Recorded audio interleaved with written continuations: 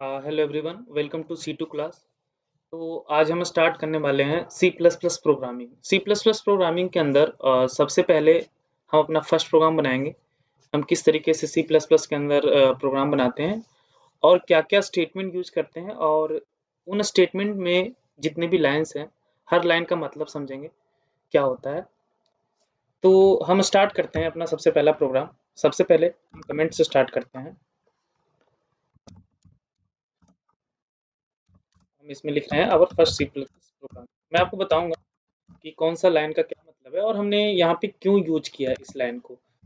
सबसे पहले मैं ऐसा करता हूँ कि कोड अपना लिख लेता हूँ ताकि मुझे बताने में आसानी हो। ज़्यादा बड़ा कोड है नहीं, हम छोटे कोड्स की तरह स्टार्ट करेंगे। सिर्फ और सिर्फ हम अभी ये बताएंगे कि हम किस तरीके से हम एक simple code C plus plus के अंदर हम लिख सकते हैं। ठीक है,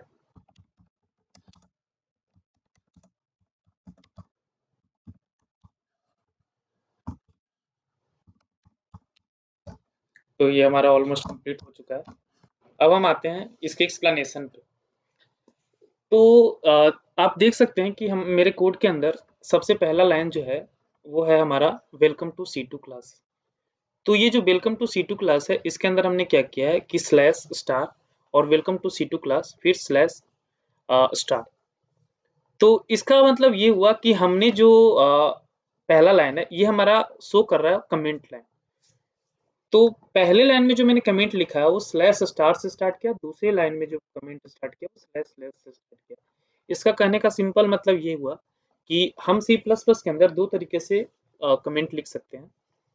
और एक्चुअली कमेंट हम लिख क्यों सकते हैं, कमेंट का क्या मतलब है, हम अपने कोड में कमेंट क्यों लिख सकते हैं।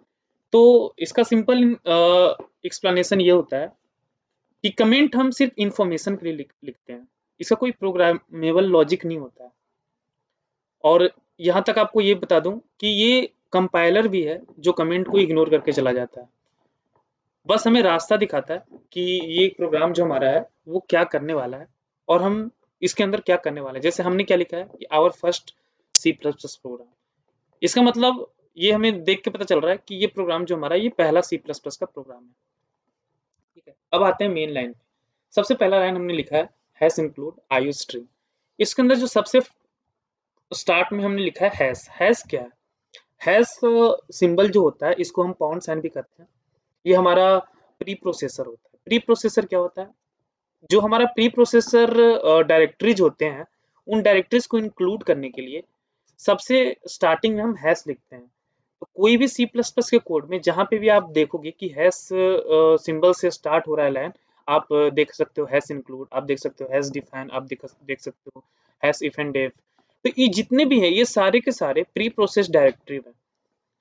तो इसका ये मतलब होता है कि जो भी हमारा सी प्रोग्राम है, सी प्रोग्राम के अंदर अगर कोई हैश लाइन पड़ा हुआ है तो वो प्री प्रोसेसर क्या करता है, सबसे पहले उसको प्रोसेस करता है और उसके प्रोसेस करने के बाद कंपाइलर मेन फंक्शन में जाता है।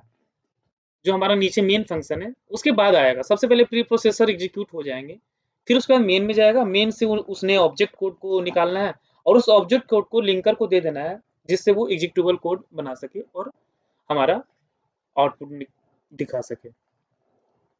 उसके बाद हैश सिंबल को हमने समझ लिया कि हैश सिंबल हमारा प्री प्रोसेस डायरेक्टरी होता है और जिसके अंदर हम एक पाथ प्रोवाइड करते हैं। और वो कौन सा पाथ है?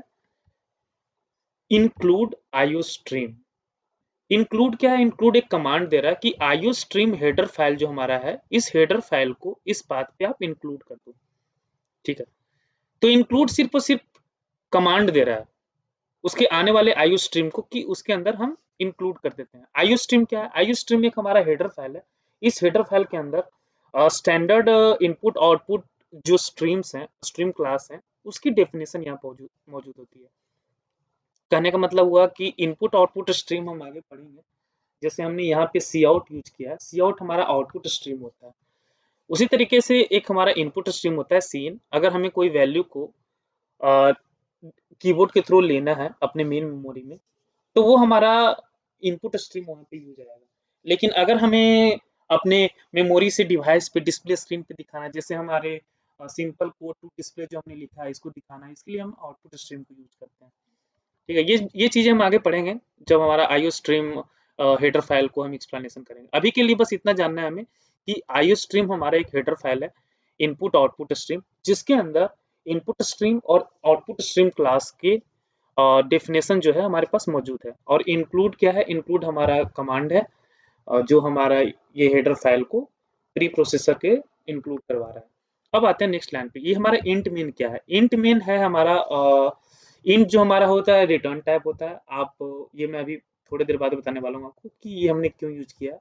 अभी आते हैं मेन पे। मेन हमारा एक फंक्शन होता है। फंक्शन क्या होता है, फंक्शन एक होता है हमारा group of statement to perform a particular task. Group of statement जब मैं बोल रहा हूँ तो मैं ये कहना चाह रहा हूँ कि कुछ उसमें स्टेटमेंट, जैसे इसी मेन फंक्शन में आप देखो दो स्टेटमेंट हमने यूज किया। पहला स्टेटमेंट हुआ है कि std colon colon C out simple code to display, और दूसरा स्टेटमेंट हमने यूज किया रिटर्न 0।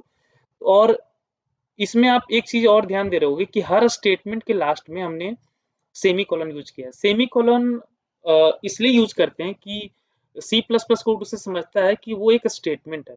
तो बस इतना जानो कि हर स्टेटमेंट के लास्ट में हमें सेमी कॉलन यूज करना जरूरी होता है, अनटिल अनलेस अगर कोई वो अलग चीज है।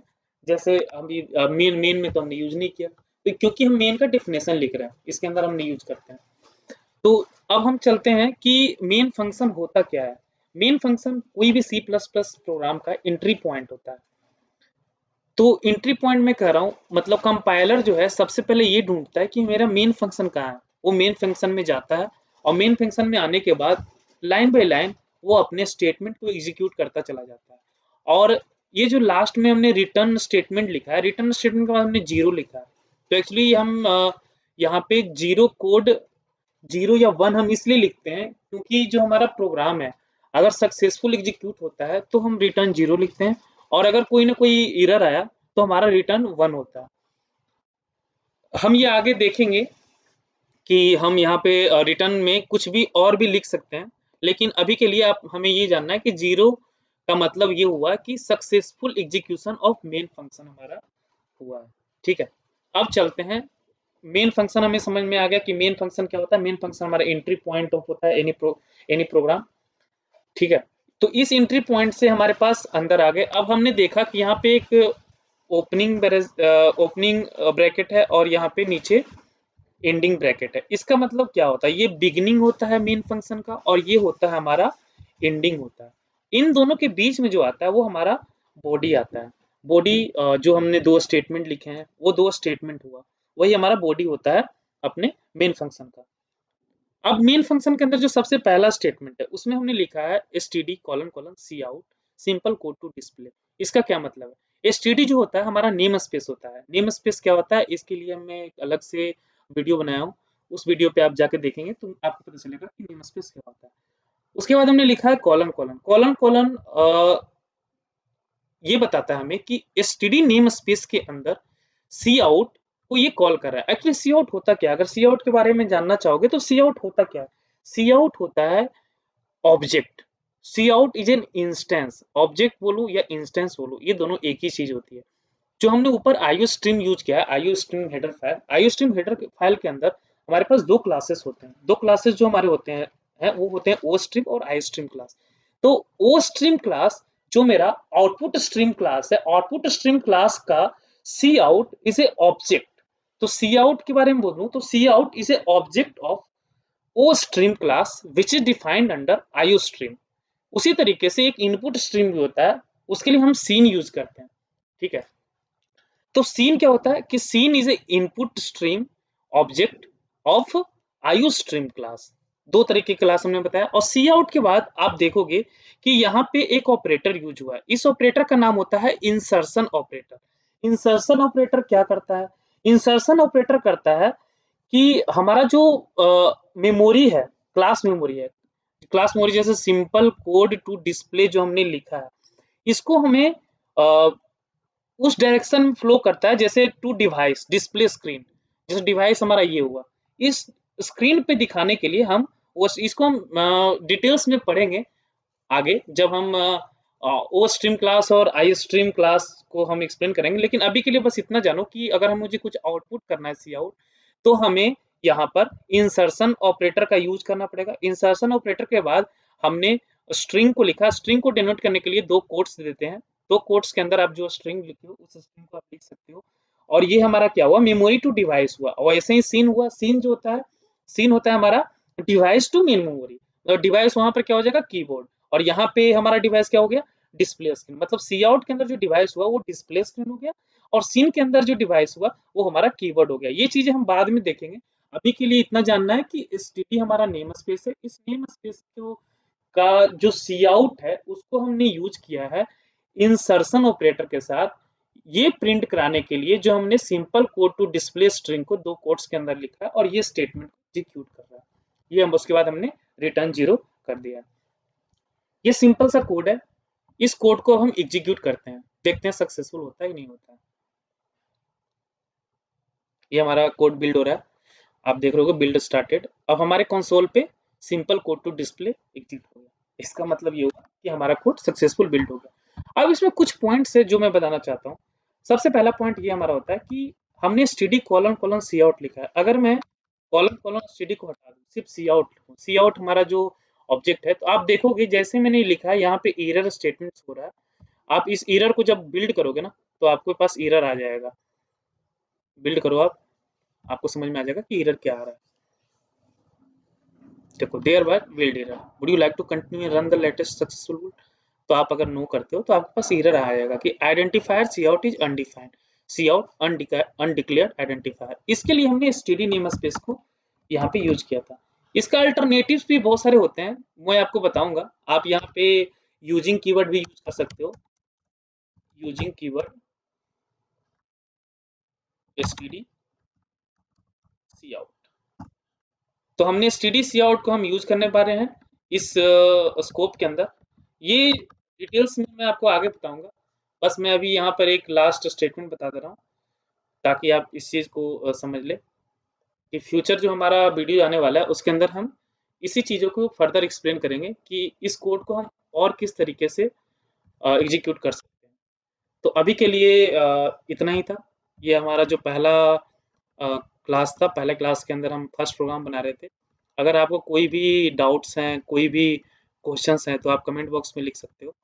अभी के लिए bye bye, see you in the next video.